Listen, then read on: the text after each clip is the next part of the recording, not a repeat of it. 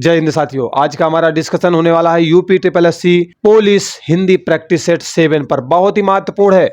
अब बेटा अगर बात करें यूपी ट्रिपल एससी की तो मतलब आपका उत्तर प्रदेश का अधीनस्थ चयन आयोग है। पुलिस की बात करेंगे, ठीक है, तो पुलिस किसी भी स्टेट का हो सकता है, किसी भी स्टेट का चयन आयोग हो सकता है। यहाँ पर यूपी है, आपके एमपी का भी हो सकता है, उत्तराखंड का भी हो सकता है, झारखंड का भी हो सकता है, ऑल इंडिया के किसी भी राज्य का कोई भी आपका जो है अधीनस्थ चयन आयोग हो सकता है। वहाँ पर अगर हिंदी आपके एज ए सब्जेक्ट शामिल है, आपकी जो भी परीक्षा आप देने वाले हैं, तो समझ लेना ये प्रैक्टिस सेट आपके लिए है। पुलिस किसी भी राज्य का हो, एसआई हिंदी की मैं बात कर रहा हूं, तो वहां के लिए भी ये प्रैक्टिस सेट महत्वपूर्ण है। तो एक मैंने प्रॉपर नाम दे दिया है, लेकिन बेटा इसका जो काम है ना वो तमाम होने वाला है, हर जगह होने वाला है, ठीक है, सभी आयोग की परीक्षाओं में हेल्प करने वाला है। चलिए बढ़ते हैं आगे। ज़्यादा बातें करूं इससे अच्छा है कि मैं सीधे सीधे प्रश्नों पर लेके चलूं और जिस काम के लिए आप आए हैं उसको अपना पूरा करें, ठीक है। बेटा प्रश्न नंबर 1 दिया गया है, अधिकतर भारतीय भाषाओं का विकास, भाषाओं में आपको बिंदी लगेगी, अधिकतर भारतीय भाषाओं का जो विकास है वो किस लिपि से हुआ माना जाता है, ठीक है। मतलब मोस्टली जो हमारी भाषाएं हैं, अगर हम भारतीय संविधान की बात करें तो बेटा भारतीय संविधान में 22 भाषाएं 8वीं अनुसूची के अंतर्गत रखी गई हैं, ठीक है। तो बेटा उनमें से बात करें तो जो भारतीय भाषाओं का विकास है एक्चुअली किस लिपि से हुआ है, तो मोस्टली जो है ब्राह्मी लिपि से हुआ है। तो ऑप्शन नंबर ए आपका क्या होगा बेटा, करेक्ट हो जाएगा। एक्चुअली अकॉर्डिंग दिया गया, ये आपका बी रहेगा, ये आपका सी रहेगा, ये डी रहेगा। बच्चों वाला खेल है, ABCD तो समझ जाओगे, तो ऑप्शन नंबर ए यहाँ पर आपका बेटा क्या होगा, करेक्ट हो जाएगा। तो ब्राह्मी लिपि से मोस्टली जो भारत की भाषाएं हैं उनका विकास देखने को मिलता है, ठीक है। चलिए बेटा यहाँ पर ये बात आपको क्लियर हो गई। प्रश्न नंबर 2 आपके सामने दिया गया है कि जो हिंदी है ना आपकी हिंदी, उसकी आदि जननी क्या है, मतलब उसका जन्म किससे हुआ है। एक्चुअली वो कहना चाहता है कि आदि जननी क्या है, मतलब सबसे पुरानी जननी क्या है। जननी माने होता है माता, ठीक है। पुरानी माता क्या है, मतलब पुरानी जन्मदात्री कौन है, और कौन क्या है, भाषा है। कह रहा है कि हिंदी की जो सबसे पुरानी जन्मदात्री भाषा कौन सी है, अर्थात हिंदी का जन्म किस एक्चुअली पुरानी से पुरानी भाषा से हुआ है, आपसे ये पूछना चाहता है। तो इसका राइट आंसर बेटा संस्कृत हो जाएगा, ठीक है। Sanskrit option number C is the right answer हो जाएगा, ठीक है, क्योंकि ये ए है, ये बी है और ये आपका जो है क्या है, ये डी है, ठीक है, डी है। ओके चलिए, तो ऑप्शन नंबर सी यहां पर बेटा करेक्ट हो जाएगा। संस्कृत जो है आदि जननी है आपके हिंदी की, ठीक है बच्चों। अगर प्राकृत भाषा की बात करें तो प्राकृत भाषा में सबसे ज्यादा उपदेश किसके द्वारा दिए गए हैं, आप लोग बताओगे गौतम बुद्ध के द्वारा दिए गया है या फिर जो है महावीर स्वामी के द्वारा दिए गए हैं। अगर पाली भाषा की बात करें तो इसके बारे में भी आप लोग बताओगे कि सबसे ज्यादा उपदेश किसके द्वारा दिए गए हैं पाली भाषा में, महावीर स्वामी या फिर गौतम बुद्ध। दोनों का मिलता जुलता रूप है, इन्हीं दोनों में से आंसर छुपा हुआ है, ठीक है। हिस्ट्री का मामला है, आप लोग संभाल लोगे, ठीक। चलिए अगले प्रश्न पर बेटा बात करते हैं। अगला प्रश्न आपका दिया गया है कि हिंदी भाषा में, ठीक है, प्रश्न अगला दिया गया है कि जो हमारी हिंदी भाषा है, ठीक है, हिंदी भाषा में अयोगवाह किसे कहा जाता है, ठीक है। अयोगवाह की कैटेगरी में जो है कौन कौन से वर्ण आते हैं, एक्चुअली आपसे ये पूछा गया है, ठीक है। चलिए मैं बताता हूं कि अयोगवाह के अंतर्गत कौन कौन से वर्ण आपके आते हैं। तो बेटा ध्यान से देखिएगा, यहाँ पर लिखा हुआ है छोटा आ बड़ा, ये एक्चुअली क्या है, ये आपके स्वर हैं, ठीक है। ये क्या है बेटा, स्वर की कैटेगरी में आते हैं। अगर स्वरों की हम बात करें तो बेटा स्वरों की संख्या कितनी है, 11 है, आपको यही टिक करनी है, ठीक है। अब बात करेंगे अयोगवाह की। अयोगवाह का मतलब होता है बेटा ऐसे वर्ण जो आपके ना तो स्वर में शामिल होते हैं और ना ही व्यंजन में शामिल होते हैं, ठीक है। व्यंजन, ओके, ना स्वर में शामिल होते हैं और ना व्यंजन में शामिल होते हैं, वो आपके अयोगवाह होते हैं। और इनकी संख्या आपके हिंदी वर्णमाला में 2 है। एक तो बेटा आपका अंग है, ठीक है, कौन है, एक आपका अंग है, ठीक है, और दूसरा आपका क्या है बेटा, आहा है, ठीक है। ये 2 आपके अयोगवाह के अंतर्गत आते हैं, ना स्वर में शामिल होते हैं और ना ही व्यंजन में शामिल होते हैं, ठीक है। तो यहाँ पर ऑप्शन नंबर बी आपका क्या होगा, बिल्कुल करेक्ट हो जाएगा। Option number B is the right answer, ठीक है। Option number B is the right answer. तो कौन सा करेक्ट है बेटा, ऑप्शन नंबर बी यहाँ पर करेक्ट है। अंग आहा जो है आपके अयोगवाह के अंतर्गत आते हैं, ठीक है। चलिए यहाँ पर भी क्लियर हो गया, आगे बढ़ जाते हैं बेटा। अगला प्रश्न दिया गया है कि शुद्ध वर्तनी का चुनाव कीजिए। आपसे कह रहा है कि इनमें से बताइए कौन सी शुद्ध वर्तनी है। शुद्ध का मतलब होता है बोलने में जो बिल्कुल सही हो, लिखने में भी जो सही हो, बोलने में भी और लिखने में भी आपके बिल्कुल सही हो।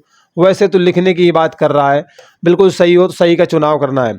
अंतर्ध्यान लिखा हुआ है, आप इसको टिक कर दोगे सही, लेकिन इसका सही क्या होता है, अंतर्धान होता है। ठीक है, अंतर्धान ऐसे करके भी लिखते हैं, और इस बिंदी को अगर हटा लोगे तो यहाँ पे लगा दोगे, मतलब ऐसे करके भी लिख सकते हो। ठीक है, अंतर्धान, ठीक है, ऐसे करके लिखते हैं, ध्यान नहीं होता। ये सही है, ये एक्चुअली तो गलत हो गया, तो ऑप्शन नंबर ए आपका गलत हो गया। ठीक है, बी की अगर हम बात करें तो यहाँ पर कृत्य कृत्य लिखा हुआ है, कृत्य कृत्य नहीं होता है, कृत कृत्य होता है। ठीक है, तो इसलिए यहाँ पर कृत रहने वाला है, इसलिए ये ऑप्शन भी गलत हो जाएगा।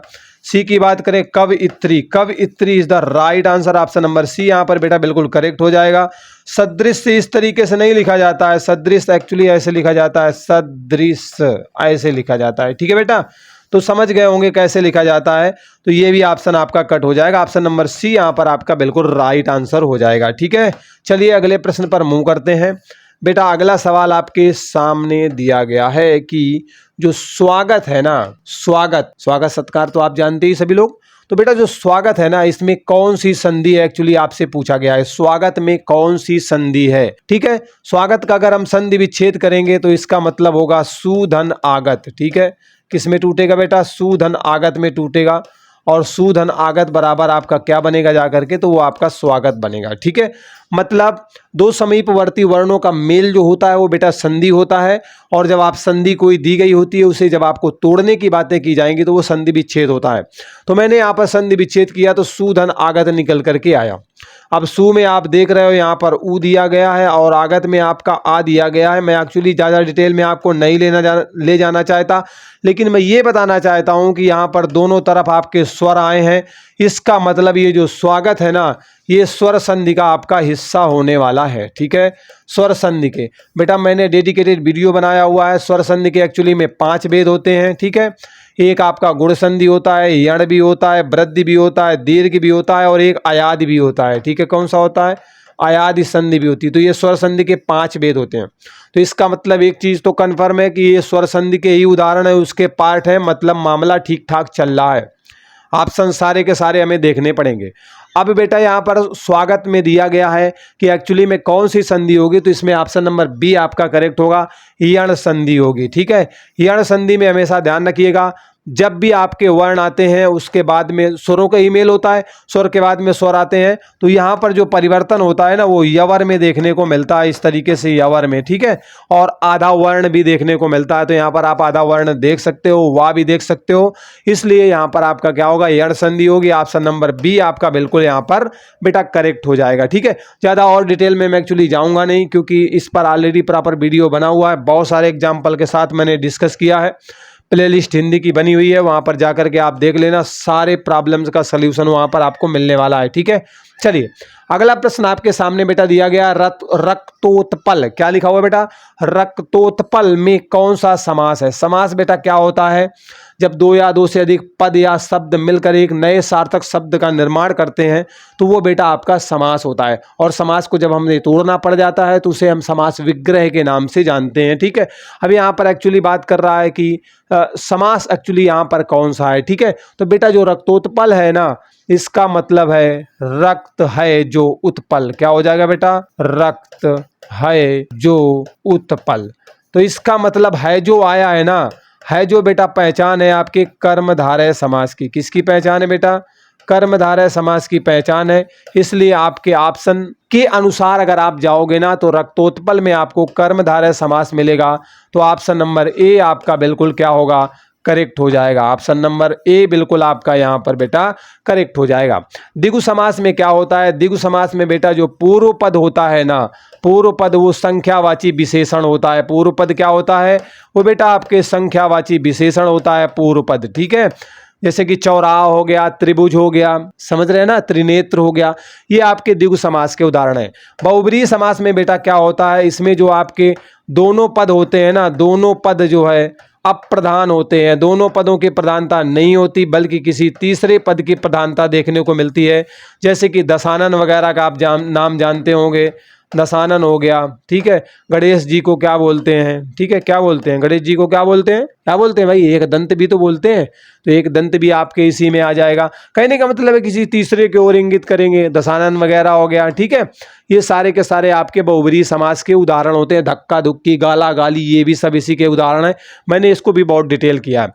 द्वंद्व समास में क्या होता है बेटा, दोनों पद प्रधान होते हैं। पहला वाला भी कह रहा है मेरा भी जल जला है, दूसरा कह रहा है मेरा आजकल चलता है, तो दोनों पदों की प्रधानता आपको द्वंद्व समास में देखने को मिलेगी। जैसे पाप पुण्य हो गया, सुख दुख हो गया, राजा रानी हो गया, इस तरीके से आप समझ सकते हो, ठीक है।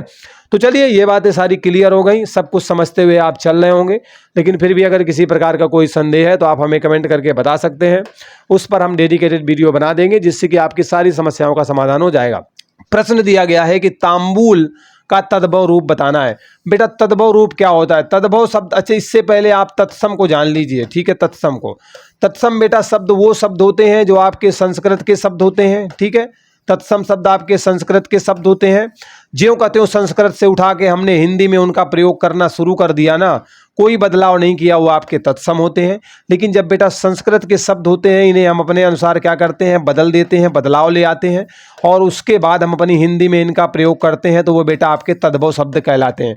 मतलब कह रहा संस्कृत के शब्दों का ज्यों का त्यों आप प्रयोग अगर हिंदी भाषा में कर लेते हैं तो वो तत्सम होता है। अगर आप संस्कृत शब्दों का विकृत रूप, बिगड़ा हुआ रूप, बिगाड़ करके रूप प्रयोग करते हो हिंदी में, तो बेटा तद्भव होता है, ठीक है। तो ये बातें यहाँ पर क्लियर हो गई। अब बात यहाँ पर तांबूल की है, तो तांबूल यहाँ पर आपका जो है क्या है, एक तत्सम शब्द है। ये तांबूल जो लिखा हुआ है बेटा, ये आपका एक तत्सम शब्द है, और आपसे तद्भव की बात की गई है। तो तांबूल का मतलब होता है बेटा पान। क्या होता है, तांबूल का मतलब पान होता है। ऑप्शन नंबर सी यहाँ पर आपका बिल्कुल क्या होगा, करेक्ट हो जाएगा, ठीक है। ऑप्शन नंबर सी बेटा करेक्ट हो जाएगा। ऑप्शन नंबर डी शायद नीचे कंधा दिया गया है, क्या दिया गया है, कंधा दिया गया है ऑप्शन नंबर डी में। तो ये आपका ये भी नहीं है, ये भी नहीं है, ये भी नहीं है। Option number C is the right answer. पान बिल्कुल सही हो जाएगा। तांबूल का जो होता है तद्भव क्या होता है बेटा, पान होता है, ठीक है। कई के पान बनारस वाला डैश डैश, आप समझते हो ना, गाना वाना सुनते हो, वही कह रहा है, ठीक है। चलो अगला प्रश्न है कि मुगल का स्त्रीलिंग बनाना है। अब बेटा बहुत सारे ना बच्चों को चक्कर आ जाएगा, कारण है कि जो बेटा 25 प्रश्न है ना, बहुत धमाकेदार प्रश्न है, और इसमें से 20 को हिलाना आसान नहीं है, बैंड बज जाएगी हिलाने में। अब आप खुद ही देखना। अब आप मुगल का क्या करोगे, फट से कहोगे अरे मुगल का तो मुगल ही होता है बेटा, मोगली वाला नहीं है, ठीक है। जो तुम्हारा देखे नहीं हो जंगल बुक वाला वगैरह मुगली, वो नहीं है। तो मुगली तो होना नहीं है, बिल्कुल नहीं होना, मुगलिया हो जाएगा। क्या बात है, ऑप्शन नंबर बी मुगलिया भी नहीं होने वाला है। ऑप्शन नंबर सी मुगलानी हो जाएगा क्या, ऑप्शन नंबर सी मुगलानी हो जाएगा क्या। ऑप्शन नंबर डी मुगलाइन। अब कहोगे अरे भैया लाला, लाला का तो ललाइन होता है, ठीक है, क्या बात है, लाला का तो ललाइन होता है, इसलिए भैया मुगल का मुगलाइन हो जाएगा। फटाक से ऑप्शन नंबर डी को टिक मार के चले जाओगे बेटा, डी को टिक मार के मत आना। डी भी आपका गलत है, बी भी आपका गलत है, ए भी आपका गलत है। ऑप्शन नंबर सी बिल्कुल सही है, मुगलानी होता है, ठीक है। मुगल का स्त्रीलिंग क्या होता है, मुगलानी होता है, मुगलाइन नहीं होता है, ठीक है। चलिए ये बातें बेटा आपको क्लियर हो गई होंगी, कोई डाउट नहीं होगा। अगर किसी प्रकार का कोई संशय है तो आप कमेंट करके हमको बताओ, ठीक है। चलो अगला प्रश्न आपके सामने दिया गया है कि मोहन को सुरेश ने ही पटक पटक के मारा है। बेटा सुरेश ने ही पटक पटक के मारा है और किसी बंदे ने नहीं मारा। गुस्सा आ गई उसको और उसने जो है पटकना चालू कर दिया, पटक पटक के। अब समझ लेना कैसे मारा होगा, वो तो वही बता पाएगा। तो वाक्य में कह रहा है निपात बताओ। निपात बेटा क्या होता है ना निपात आपका एक अव्यय होता है। निपात जो है आपके अव्यय की कैटेगरी में आता है, लेकिन अगर वास्तविकता में बात करोगे ना तो अव्यय नहीं होता। आप बोलोगे कि सर जी कह रहे हो है और कह रहे हो नहीं है। मतलब निपात जो होता है वो अव्यय की तरीके ही काम करता है, लेकिन वास्तविक अव्यय होता नहीं है। अब क्लियर हो गया होगा, ठीक है। चलिए तो अब यहां पर पूछा गया है दूसरी चीज बेटा, जो निपात होता है ना, ये वाक्य में जोर डालने का काम करता है, ठीक है। वाक्य में क्या करता है, जोर डालने का काम करता है, थोड़ा वजन रखने का काम करता है। अब देखो ध्यान से पढ़ना। अब इसको अगर मैं पढ़ दूं कि मोहन को सुरेश ने पटक पटक कर मारा था, बिल्कुल सही बात है यार, मोहन को सुरेश ने पटक पटक के मारा था। लेकिन क्या कह रहा है, मोहन को सुरेश ने ही पटक पटक के मारा, कोई दूसरा आदमी शामिल नहीं हुआ था, अकेली दम बंदे ने पटक पटक के मारा है। तो ये जो ही है ना, ये बेटा आपका निपात है, इसलिए आपका जो है ऑप्शन नंबर बी यहाँ पर बिल्कुल आपका करेक्ट हो जाएगा। Option number B is the right answer हो जाएगा। ठीक है, ऑप्शन नंबर बी आपका बिल्कुल करेक्ट हो जाएगा। ही क्या है, ही निपात है क्योंकि वाक्य में जोर डालने का काम कर रहा है। ठीक है, अगला प्रश्न आपके सामने दिया गया है कामदेव। कामदेव से आजकल के सब लोग परेशान है। कामदेव का पर्यायवाची शब्द एक्चुअली कौन सा है आपसे पूछा गया है। यहाँ पर बहुत सारे एग्जाम्पल आपके सम्मुख रखे गए हैं। ठीक है, तो कामदेव का पर्यायवाची कौन सा है। ईश्वर, ईश्वर मतलब भगवान हो गया, तो ये तो कामदेव का पर्यायवाची है नहीं भाई। अगर बात करें बसंत की, बसंत बेटा ऋतु का नाम है। ठीक है, तो वो तो भी नहीं है पर्यायवाची कामदेव का। अतनु की बात करेंगे तो अतनु बिल्कुल सही है। अतनु जो है किसका पर्यायवाची है, कामदेव का पर्यायवाची है। और राम नाम सत्य है, वो तो जानते ही हो, ये भी आपका शामिल नहीं है। तो ऑप्शन नंबर सी यहाँ पर आपका बिल्कुल करेक्ट हो जाएगा। कामदेव का पर्यायवाची बेटा अतनु होगा। क्या होगा, अतनु। ओके, चलिए क्लियर हो गया होगा। चलिए अगले प्रश्न पर चलते हैं। अगला प्रश्न आपके सामने दिया गया है कि विलोम शब्द का चयन करना है। एक्चुअली 3 ऑप्शन आपके नीचे दिए गए हैं क्योंकि पेज यहाँ से ब्रेक हुआ है। पाश्चात्य का विलोम शब्द बताना है यार। पाश्चात्य का मतलब होता है बहुत पहले की बातें चल रही हैं, पाश्चात्य दर्शन की बात चल रही है, तो इसका आंसर होता है पौरवात्य होता है। ठीक है, ऑप्शन नंबर ए यहाँ पर आपका करेक्ट है। बाकी जो नीचे के ऑप्शन है उनसे कोई लेना देना नहीं है। ठीक है, बाकी चलिए उन पर भी मैं बातें बता ही देता हूँ जो नीचे दिए गए। ये देखो आपका पौरुष भी दिया गया है, अत्यधिक भी दिया गया है, अल्प दिया गया है। तो बेटा जो आपका प्रश्न दिया गया था ना, यहाँ पर क्या दिया गया था, पाश्चात्य का विलोम क्या होगा, तो पौरवात्य होगा। ध्यान से देख लेना, इस तरीके से लिखा जाता है। ऑप्शन नंबर ए करेक्ट होगा, मैं आपको ऑलरेडी बता चुका हूँ। ठीक है, चलिए अगले प्रश्न पर मूव करते हैं।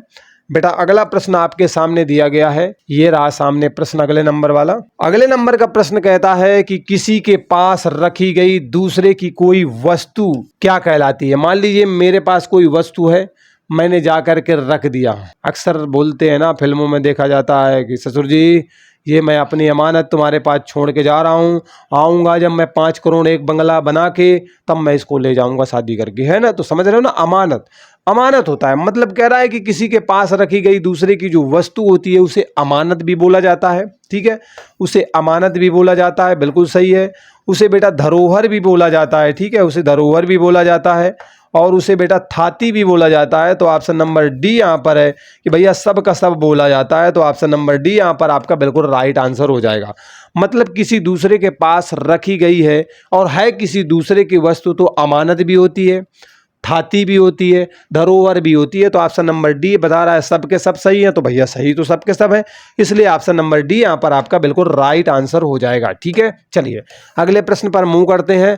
अगला प्रश्न आपके सम्मुख दिया गया है कि जो ताजमहल है, इससे सभी लोग परिचित हैं आप। ठीक है, ताजमहल आपके जो है 7 अजूबों में से एक है, इसका आकर्षक नमूना है। अच्छा, इसमें आपको रिक्त स्थान एक्चुअली में क्या करना है, फिल करना है, फिल इन द ब्लैंक है, रिक्त स्थान भरना है आपको। तो ताजमहल एक्चुअली किसका आकर्षक नमूना है, क्या शिल्पकला का है, तो शिल्पकला का तो नमूना नहीं है भाई, स्थापत्य कला का नमूना है। 13 का ऑप्शन नंबर ए जबरदस्त स्थापत्य कला होता है। और ये जो टाइम पीरियड होता है ना, किसकी याद में वैसे बनवाया गया था, तो आप लोग बताओगे सर मुमताज महल की याद में बनवाया था। किस बंदे ने बनवाया था, तो बेटा शाहजहां ने बनवाया था। ठीक है, शाहजहां ने बनवाया था। देखो मैं जहाँ तक लिंक बना पाऊंगा, हिस्ट्री में भी घुस जाऊंगा, मैं कहीं भी घुस जाऊंगा, लेकिन समझना जरूरी है। तो बेटा शाहजहां टाइम पीरियड था ना, वो स्थापत्य कला का स्वर्ण काल होता है, इसलिए यहाँ पर नंबर क्या होगा, एक जाएगा, क्योंकि स्थापत्य कला के अंतर्गत जो है बताया गया है कि जो ताजमहल जो है आकर्षक नमूना है। स्थापत्य कला यहाँ पे बढ़ देना, मामला सेट हो जाएगा। ताजमहल स्थापत्य कला का आकर्षक नमूना है। क्या बात है, ऑप्शन नंबर ए बिल्कुल करेक्ट है। ठीक है, मूर्ति कला नहीं है और आपकी चित्रकला भी नहीं है, क्योंकि मोस्टली जो है अधिक से अधिक भवनों का और बहुत इस प्रकार के जो भवन थे उनका निर्माण बेटा शाहजहां के टाइम पीरियड में मिलता है, और ये स्थापत्य कला का जो है चरमोत्कर्ष वाला काल होता है। ठीक है, ऑप्शन नंबर ए करेक्ट है। एक्चुअली मैं ये कहना चाहता हूँ, ठीक है, ज़्यादा मैं हिस्ट्री में आपको ले नहीं जाना चाहता, क्योंकि हिंदी की बातें हम यहाँ पर कर रहे हैं और जो हिस्ट्री की बातें हैं वो ऑलरेडी हिस्ट्री के क्लास में होती हैं। ठीक है, चलो अगला आगे वाक्य के घटक होते हैं। वाक्य के कौन कौन से घटक होते हैं, एक्चुअली आपका जो वाक्य दिया गया होता है उसमें कौन कौन शामिल होता है वो आपसे ये कहना चाहता है।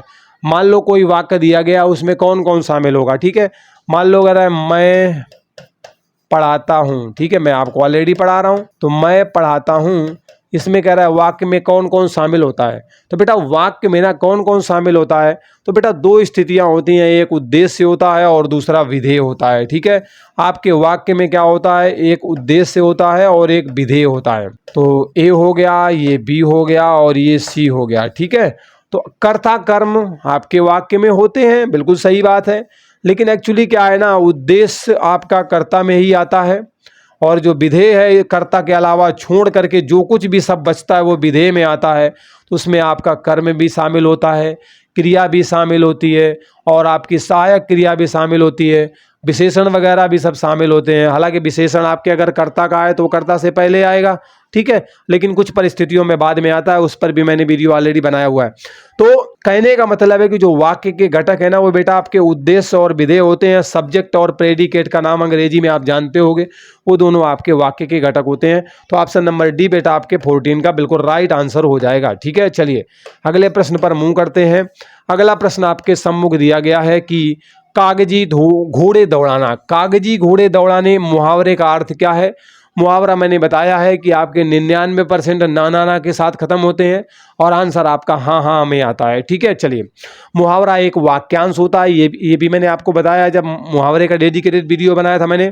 तो मुहावरे का अर्थ बताना है बेटा, कागजी घोड़े दौड़ाना मतलब कागज में घोड़े दौड़ा रहे हो लेकिन एक्चुअल में दौड़ नहीं रहे। तो एक चीज तो समझ में आई, कागज में चल रही है, लिखा पड़ी है, लेकिन एक्चुअली में उसका कोई निष्कर्ष नहीं है, वास्तविकता में कुछ है ही नहीं। इसका मतलब एक चीज तो समझ में आ रही है कि व्यर्थ में लिखा पढ़ी चल रही है, फोकट में लिखा पढ़ी करे जा रहे हो। ऑप्शन नंबर बी यहाँ पर आपका बिल्कुल करेक्ट हो जाएगा। लिखा पढ़ी करना यार, कागजी घोड़े दौड़ाओगे तो लिखा पढ़ी काहे करोगे, है ना, मतलब नहीं है। लिखा पढ़ी ना करना, इससे भी कोई लेना देना नहीं है। अनपढ़ गंवार, इससे तो कोई बिल्कुल लेना देना नहीं है। तो ऑप्शन नंबर बी यहाँ पर बिल्कुल करेक्ट हो जाएगा। कागजी घोड़े दौड़ाए हो, कागज में चल रहा है कि नहर का निर्माण चल रहा है, गंगा सफाई का काम चल रहा है, लेकिन वहाँ हो नहीं रहा, कुछ समझ रहे हो ना। तो वही कह रहा है कि व्यर्थ की लिखा पढ़ी करना। ऑप्शन नंबर बी बिल्कुल सही है, कागजी घोड़े दौड़ाना। ठीक है, चलिए अगले प्रश्न पर चलते हैं बेटा। अगला प्रश्न है, देखो मैं फालतू की बकवास नहीं करता हूँ यार, मैं कोशिश करता हूँ कि बच्चों का जो समय है ना बर्बाद हो। और इस तरीके की वीडियो चाहिए तो चैनल को सब्सक्राइब कर लेना, नोटिफिकेशन ऑन कर लेना, जिससे कि आगे आने वाले जो भी वीडियो हैं वो आप तक पहुँचते रहें। ठीक है, चलिए अगला है हंसा थे सो उड़ गए। क्या बात है, जो हंस वगैरह थे ना वो सब के सब उड़ गए हैं। कागा भय दीवान, क्या बात है, कौवा होता है ना कागा, कागा बेटा कौवा होता है, इनको दीवान बना दिया गया है। अरे क्या बात है, इसका मतलब क्या है, हंसा थे सो उड़ गए, कागा भय दीवान। ये एक्चुअली में है क्या, कहावत है। कहावत एक तरीके से पूरे पूरे वाक्य का काम करती है, पूरी बात अपने आप में कह देती है। अब खुद ही सोचो, हंसा थे सो उड़ गए, कागा भय दीवान, इसका मतलब है हंस का सम्मान। हंसा तो उड़ी गए थे यार, काहे का सम्मान जब भाग गए पहले से। कौवे का सम्मान कौवा दिए तो है, लेकिन क्या इसको हम सही मानेंगे। आगे बढ़ते हैं सी में, नीच का सम्मान, ये बात देखो मिली है, नीच का सम्मान, कौवा को इसी तरीके से माना जाता है ना, तो नीच का सम्मान। अब आप सोचेंगे यहाँ पर तो कागा लिखा है, इसी के बारे में बताया गया, लेकिन एक्चुअली क्या होता है ना बेटा, जो आपकी कहावत होती है, मुहावरे होते हैं, वो कहते तो कुछ और है लेकिन मतलब कुछ और होता है। ठीक है, वास्तविकता में। तो यहाँ पर भी वही है कि जो नीच व्यक्ति का है उसका सम्मान किया गया, और जो हंस जैसे लोग थे जो दूध का दूध और पानी का पानी करने में बड़े माहिर होते हैं, उनका सम्मान ही नहीं हो रहा। मतलब बुद्धिमानों का कोई सम्मान है ही नहीं, बुद्धिमानों की तो बात ही नहीं है इसमें। तो ऑप्शन नंबर डी कट हो जाएगा, बी भी कट हो जाएगा। ऑप्शन नंबर ए जो है, ए नहीं, ऑप्शन नंबर सी आपका राइट होगा, नीच का सम्मान होगा इस कहावत का अर्थ। ठीक है, चलिए समझ में आ गया होगा बच्चों। अगले प्रश्न पर मूव करते हैं। अगला प्रश्न आपके सामने दिया गया है कि भरत मुनि ने, ठीक है, भरत मुनि तो जानते हो ना, भरत मुनि, इनके नाट्य शास्त्र में आप देखेंगे रसों की संख्या आपको कितने मिलेगी बेटा, 8 देखने को मिलेगी। तो 8 मिलेगी, मैंने बार बार बढ़िया बताया रसों में डिटेल करके। तो ऑप्शन नंबर ए ही आपका करेक्ट हो जाएगा। उसके बाद क्या होता है, अभिनव गुप्त जी आते हैं, एक रस को और ऐड कर देते हैं, उसका नाम था भैया शांत रस। और शांत रस जब ऐड हो जाता है तो रसों की संख्या 9 हो जाती है। उसके बाद वात्सल्य रस भी आता है, उसके बाद भक्ति रस भी आता है। तो वर्तमान परिप्रेक्ष्य में बात करें, रसों की संख्या 11 देखने को मिलेगी। तो शुरुआत 8 से हुई थी, इसलिए मैंने खुद इसमें ऑप्शन इस तरीके से सेट किए थे कि सारी बातों से मैं आपको अवगत करा सकूं। ठीक है, ये बेटा कुछ आपके सामने लिखा गया है कि रही मन पानी राखिए, बिन पानी सब सून, पानी गए न उबरे मोती मानुष चून। इसमें हम देखते हैं मात्राओं की गिनती करते हैं, 1 2 3 4 5 6, मतलब यहाँ पर 2 रहेंगे ना, 6 है ना, इस तरीके से 1 2 3 4 और 4 4 8 हो गई, 8 2 10 हो गई, 11 हो गई, यहाँ 2 हो गई 13। मतलब यहाँ पर देख रहे हो 13 दिया गया है तो यहाँ पर 11 दिया गया होगा। ठीक है, 1 2 2 4 6 हो गई, 7 8 8 2 10 11। हाँ, मतलब यहाँ पर 13 मात्राएं आ रही हैं और इधर आपकी जो है 11 मात्राएं आ रही हैं। आपसे पूछा गया है कि भैया यहाँ पर कौन सा छंद काम कर रहा है। ठीक है, कौन सा छंद काम कर रहा है, मतलब मामला आपके 13 11 का चल रहा है, तो वही पूछा गया है कि एक्चुअली में छंद कौन सा है यहाँ पर। ठीक है, कौन सा छंद है, दोहा है, सोरठा है, चौपाई है या फिर सवैया है, ये आपसे एक्चुअली में पूछा गया है आपके प्रश्न में। ठीक है, तो बेटा यहाँ पर क्या है बताओ। यहाँ पर बेटा आपके दोहा है, क्योंकि दोहा में क्या होता है ना, 13 11 मात्राएं होती है। पहले चरण में 13, दूसरे में 11, फिर 13, फिर 11। ठीक है, इस तरीके से मात्राएं होती हैं दोहा में। दोहा का उल्टा बेटा आपका सोरठा होता है। इसमें पहले में 11 होती हैं, फिर दूसरे में 13 होती हैं, फिर तीसरे में 11 होती हैं, चौथे में 13 होती हैं। तो इस तरीके से मात्राएं चलती हैं, मतलब 13 11 मात्राएं आपके दोहा में चलती हैं, 11 13 मात्राएं आपके सोरठा में चलती हैं। दोहा का जस्ट उल्टा सोरठा होता है। चौपाई में बेटा आपके 16 16 मात्राएं चलती हैं। ठीक है, तो क्लियर हो गया होगा। तो ऑप्शन नंबर ए यहाँ पर आपका क्या होगा, बिल्कुल करेक्ट हो जाएगा। ठीक है, तो कौन सा रस था, रहीमन पानी राखिए बिन पानी सब सून, पानी गए न उबरे मोती मानुष चून। यहाँ पर आप समझ गए होंगे एक्चुअली में कौन सा क्या है, छंद है, तो आपने आंसर कर लिया। ठीक है बेटा, तो कोई दिक्कत नहीं है यहाँ तक। 19 नंबर के प्रश्न पर बात करते हैं। 19 नंबर का प्रश्न है कि मुख चांद सा सुंदर है। मुख चांद सा सुंदर है, मुख जो है चांद सा सुंदर है, अलंकार की बात कर रहा है।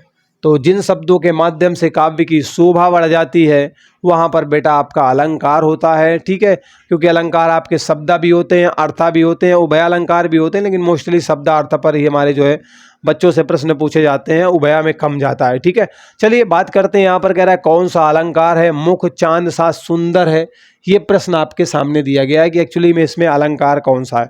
तो इसमें बेटा उपमा दी गई है कि जो मुख है ना वो बिल्कुल चंद्रमा जैसा है। तो यहाँ पर बात किसकी की गई है, उपमा की। और जहाँ पर उपमा की जाती है, उपमा दी जाती है, वहाँ पर आपका उपमा अलंकार होता है। तो ऑप्शन नंबर डी यहाँ पर आपका बिल्कुल राइट हो जाएगा। ठीक है, ये ए हो गया, ये बी हो गया और ये सी हो गया। ठीक है, तो ये बातें क्लियर हो गई। यहाँ पर ऑप्शन नंबर डी करेक्ट है। तो उपमा अलंकार है, मुख चांद सा सुंदर है, उपमा दी गई है मुख की भैया चांद जैसी सुंदरता से। ठीक है, तो ये बातें बेटा क्लियर हो गई। चलिए अगले प्रश्न पर मूव करते हैं। अगला सवाल आपके सामने है, ध्यान से देखिएगा। बहुत प्यारी सी पंक्तियां दी गई हैं। पंक्तियां बेटा, बसो मेरे नयनन में नंदलाल, मोहन मूरत सांवरी सूरत, नयना बने रसाल। रसाल का वैसे देखा जाए तो आम का पर्यायवाची होता है। ठीक है, रसाल जो है बेटा आपके आम का पर्यायवाची शब्द होता है। ठीक है, चलो तो बसो मेरे नयनन में नंदलाल, मोहनी मूरत, मोह लेने वाली मूर्ति है, सांवरी सूरत है, सूरत उनकी सांवरी है, नयना बने रसाल। ठीक है, तो इस तरीके से यहाँ पे कह रहा है कि पंक्तियों जो है किसकी हैं एक्चुअली में। तो बेटा ये जो पंक्तियाँ हैं ना हमारे मीरा जी की हैं। ठीक है, मीराबाई का नाम आप जानते होंगे, उनकी ये पंक्तियाँ हैं। ऑप्शन नंबर डी बिल्कुल करेक्ट हो जाएगा। रसखान, सूरदास, कबीरदास की ये पंक्तियां नहीं है। ठीक है, तो ऑप्शन नंबर जो है, क्योंकि प्रेम रस प्रधान जो है रचनाएं की गई हैं मीराबाई जी के द्वारा, तो ऑप्शन नंबर डी यहाँ पर आपका बिल्कुल बेटा करेक्ट हो जाएगा। तो समझ में आ गई होंगी सारी बातें यहाँ तक। अगले प्रश्न पर चलते हैं।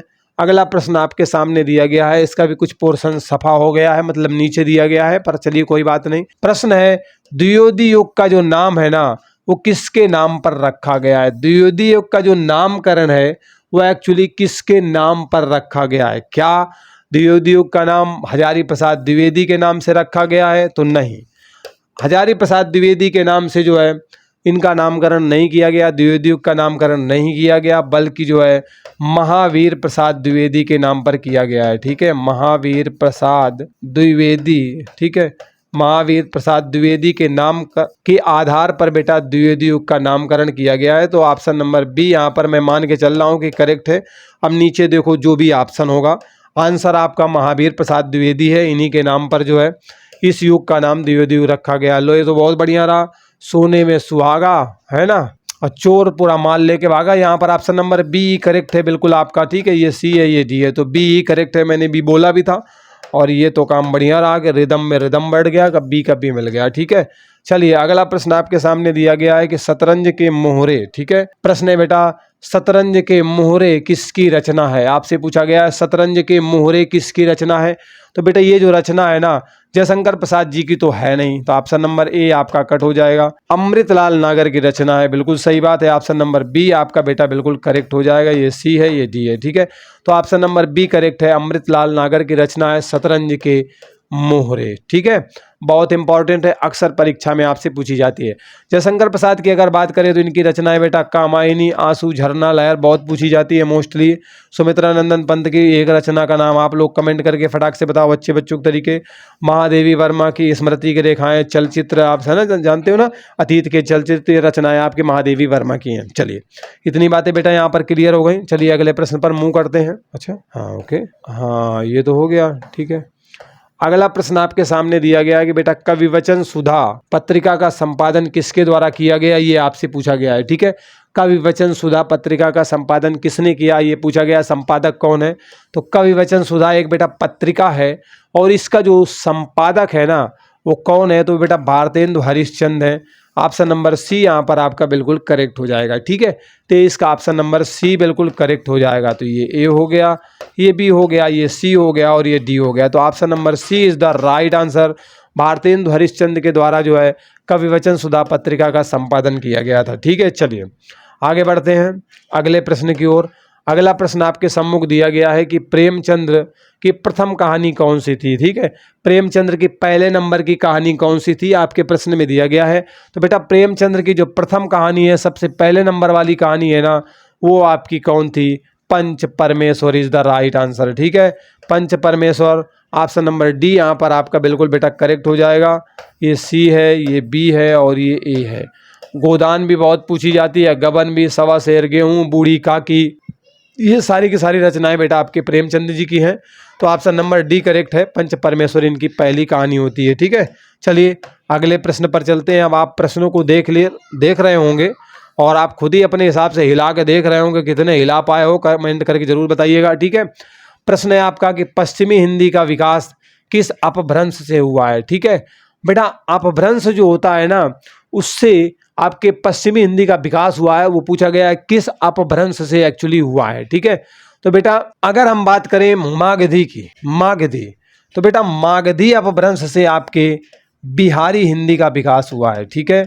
बिहारी हिंदी का विकास जो है किससे हुआ है? मागधी अपभ्रंश से हुआ है। खस अपभ्रंश की अगर बात करें तो इससे आपके जो है पहाड़ी हिंदी का विकास हुआ है। अगर सौर सेनी की बात करोगे तो इससे जो है आपके पश्चिमी हिंदी का विकास हुआ है, और राजस्थानी हिंदी का भी विकास हुआ, राजस्थानी हिंदी का विकास हुआ है।